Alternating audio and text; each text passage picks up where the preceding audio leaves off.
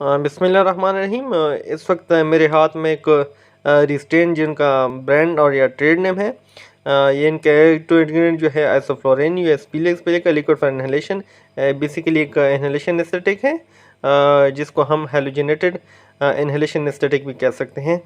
साथ में जिन्होंने क्लिनिकल जो प्रैक्टिस में आजकल यूज़ हो रहा है, तो इसको एफडीए ने 1983 में अप्रूवल दिया था। साथ में आप ये भी देख लें कि ये एक non flammable non explosive inhalation anaesthetic है।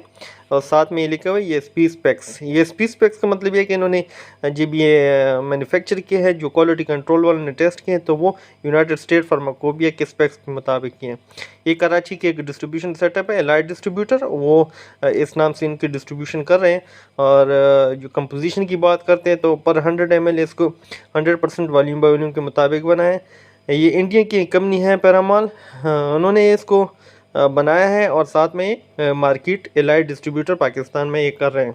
इसको बेसिकली एनेस्थीसिया जब आईवी एडमिनिस्ट्रेशन के थ्रू देते हैं, तो उनको मेंटेन करने के लिए फिर साथ में ये इनहेलेशन के थ्रू ये रिस्टेन आता है।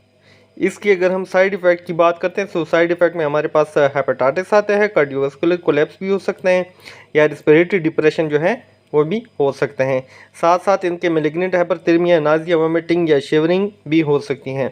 अगर कंट्राइंडिकेटेड की हम बात करते हैं कि इसको किस कंडीशन में नहीं दिया जा सकता है, तो एक तो कॉर्नियल आर्टरी डिजीज़ अगर है, और साथ में मैलिग्नेंट हाइपरथर्मिया है, या न्यूरोलॉजिकल कोई प्रोसीजर करने जा रहे हैं, तो उसमें आप ये नहीं दे सकते।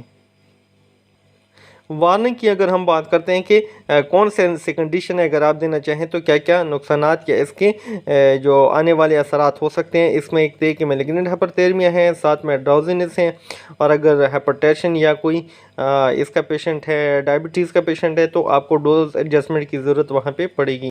अगर किसी को कोई हार्ट का मसला है, कोई कार्डिक प्रॉब्लम है, या रिस्पिरेटरी, रीनल या जो लीवर का मसला है, हेपेटिक इम्पायरमेंट में, तो उधर आपको डोज एडजस्टमेंट या काशन बहुत ज़्यादा केयर करने की ज़रूरत है।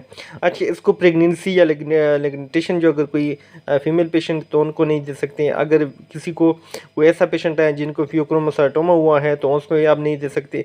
साथ साथ अगर आपका जो एक इनके साथ जो साइड इफ़ेक्ट ज़्यादातर है, वो ये है कि इंट्राक्रैनियल जो प्रेशर है जो आई का, वो ज़्यादा कर देते हैं। साथ साथ मायस्थेनिया ग्रेविस अगर उसमें आप यूज़ करेंगे, तो ऑलरेडी उसमें जो मस्कुलर वीकनेस है वो आ जाती हैं, क्योंकि न्यूरोलॉजिकल या न्यूरोमस्कुलर ब्लॉकिंग एजेंट है।